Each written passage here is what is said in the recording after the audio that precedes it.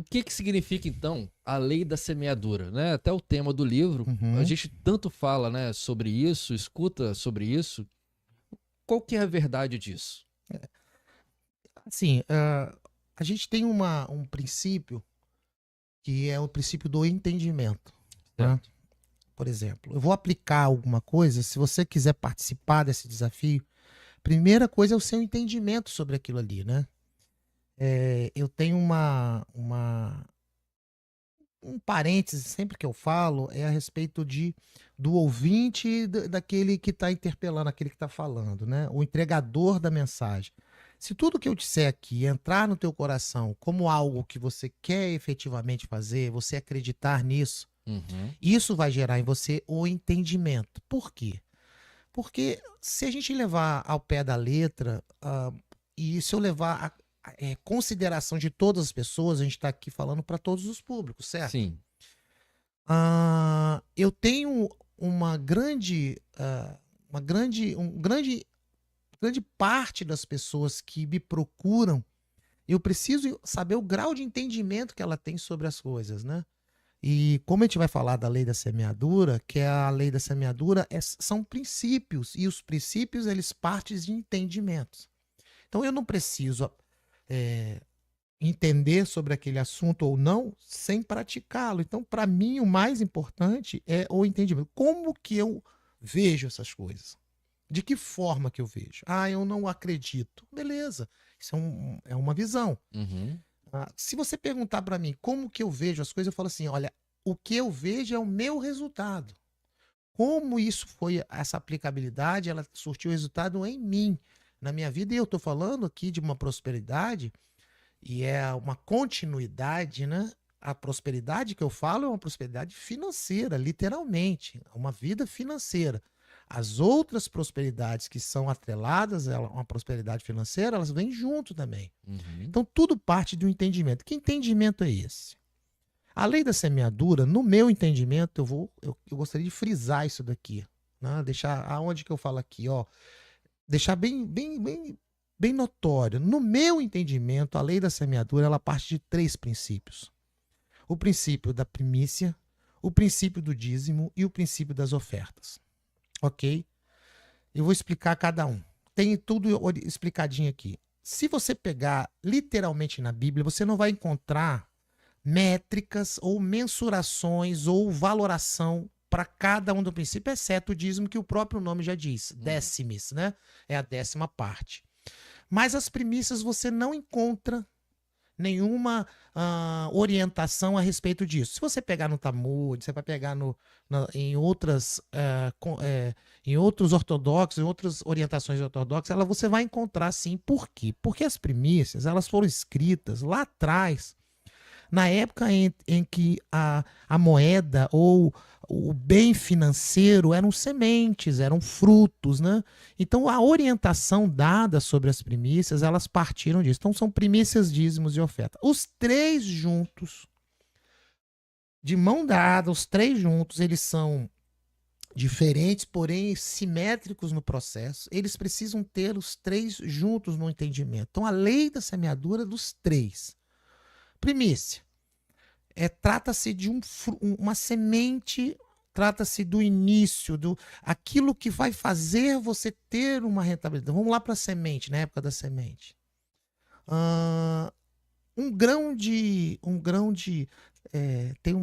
Tem um estudo bem legal que fala assim que as parreiras, as uvas de grandes vinhedos ou de vinhedos importantes, elas sempre têm uma matriz, uma árvore matriz, que é a Uhum. árvore da primícia, é a primeira que serve de semente para outras, né? O entendimento da primícia é esse mesmo. Sem a primícia eu não consigo ter continuidade. Então eu tenho uma primeira semente que vão plantar, a primeira semente, por exemplo, uma espiga de milho, vai plantar uma semente de espiga de milho, vai nascer um pezinho de milho com 3 espigas, e cada espiga tem N Uhum. milho. Daquilo ali eu dou continuidade, ou seja, eu preciso de um primeiro para dar continuidade no segundo. Certo. Então, a primícia nada mais é que algo que eu tenho a possibilidade, ou a saúde, ou a natureza, ou as chuvas, ou tudo aquilo que envolve para mim começar a ter. Se eu for colocar isso numa matemática, por exemplo, como eu não encontrei nenhuma orientação financeira ou matemática, exceto 1,30 avos, que é uma definição que o Talmud tem sobre o valor, a valoração do 1,30 avos dos seus dias trabalhados. Pega um dia do seu trabalho e primicia. Uhum. Eu coloquei assim, tudo que é melhor, tudo que é o primeiro, tudo que é um primeiro é a melhor parte, né? E aí, desta melhor parte, eu vou ter continuidade das outras. Então, primeiro eu primicio. Se eu, por exemplo, vou botar um exemplo do meu trabalho, por exemplo, eu sou servidor público. Aí eu tenho lá o meu salário, ele é fixo todo mês. Que eu tiro um dia do mês qualquer daquilo ali, pego um valor, divido por 30, qualquer coisa nesse. Eu não tenho muito métricas ou valorações, né? Eu pego 30 avos daquilo ali, tiro aquele valor, primicio, e depois eu vou começar o meu processo de continuidade. Então, as primícias nada mais é do que a possibilidade de eu ter saúde para ter algo para ganhar. Uma vez que eu ganho algo, e aí eu faço disso. Então, e no contexto espiritual, as primícias, Deus impede que o diabo toca nas suas finanças. E o dízimo, Deus impede que o diabo faça prejuízo. Por exemplo, você recebeu o seu salário, tá lá andando com o seu carrinho e vai, pum, bateu o carro, arrebentou o motor. É um prejuízo financeiro. Quando você é fiel, Deus te protege disso. Isso é uma regra? Não, isso aqui é só um entendimento. Pelo menos o meu entendimento é assim. E a primícia é a saúde que eu tenho para trabalhar. Uma vez eu primiciando, Deus vai me dar sempre saúde para mim ter um salário. Tendo um salário, eu vou entregar o meu dízimo para que eu não fique doente para não ter aquele salário. Ou que aconteça algum desastre financeiro, um prejuízo financeiro, ou qualquer coisa nesse sentido. Então, no entendimento espiritual é que o diabo não toca, ou seja, não te faz nenhuma enfermidade, falando em tempos de hoje. E o outro que não cause prejuízo sobre aquele valor que você tem. Não crie novas despesas, ou despesas inesperadas, né? E a continuidade, que é a lei da semeadura, é a oferta. A oferta, dízimo e oferta não é prosperidade financeira. Dízimo e oferta é obediência. A prosperidade, ela parte pelas ofertas.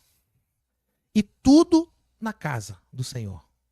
Mas eu quero fazer uma oferta na vida do irmão. Amém. Isso é uma bênção que você está fazendo. O seu galardão você já está recebendo naquele momento que você está fazendo aquilo daquela pessoa. Na casa do Senhor, não. Você entrega. E ela foi constituída na época do primeiro tabernáculo de Moisés com um intuito exclusivo para manter a casa de oração, né? O tabernáculo. Então, você faz a sua parte de primícia, depois seu dízimo, você oferta tudo dentro do mesmo processo, e a oferta é a prosperidade. A oferta é a lei da semeadura. Com a mesma semente que você lançar, a mesma semente você vai colher. Ou seja, a prosperidade financeira vem em cima dessa terceira parte. Uma é obediência e a outra é continuidade.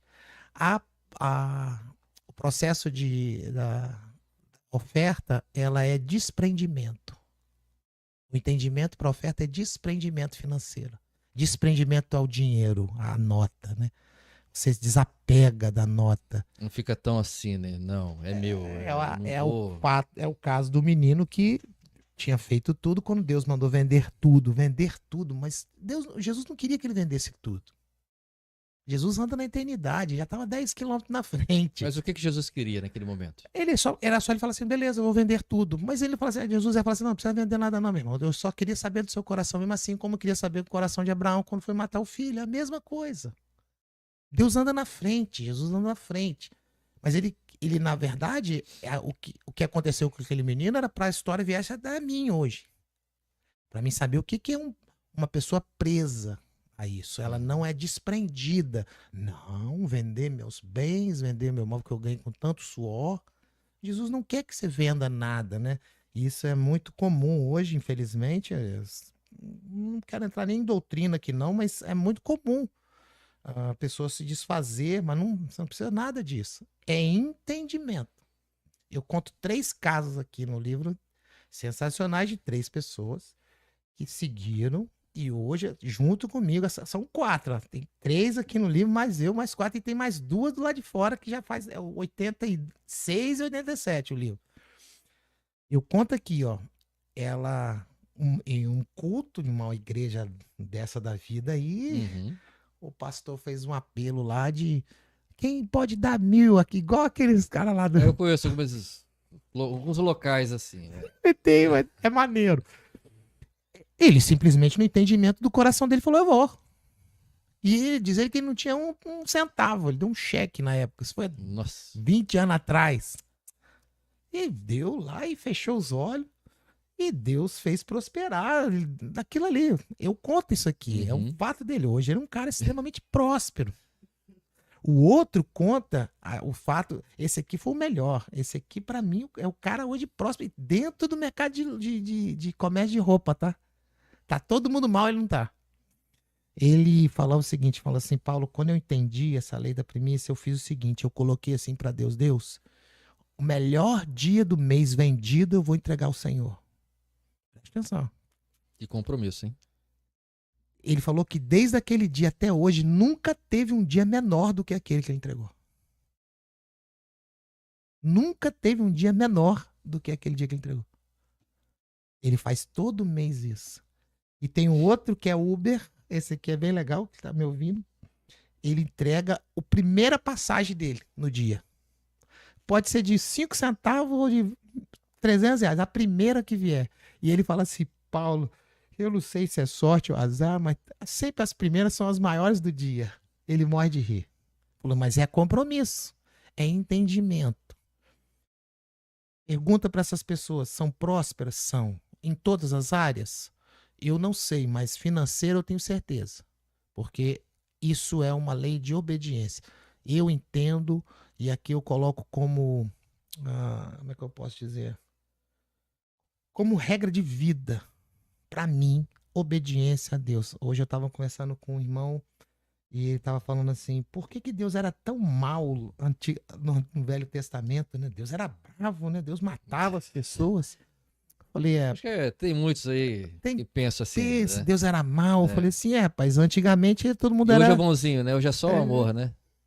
Eu falei, rapaz, antes Deus, as regras eram na obediência, hoje é com Jesus, irmãos. Mas te pergunto, você obedece às regras de Jesus? Também não. Então, tudo é um entendimento. A lei da semeadura é obediência. Se eu sou obediente a Deus, se eu sou fiel a Deus, eu sou fiel em todas as outras áreas. A minha esposa não desconfia de mim, meus filhos não desconfiam de mim, meu ministério não desconfia de mim, no meu trabalho não desconfia de mim, porque eu sou fiel a Deus. Eu não preciso ser fiel à minha esposa e infiel a Deus. Eu não preciso ser fiel aos meus filhos, não. Eu busco primeiro as coisas do reino, é um conjunto. E as demais coisas, a minha esposa, meus filhos, meu trabalho, serão acrescentados. Então esse é o entendimento, obediência. Opa.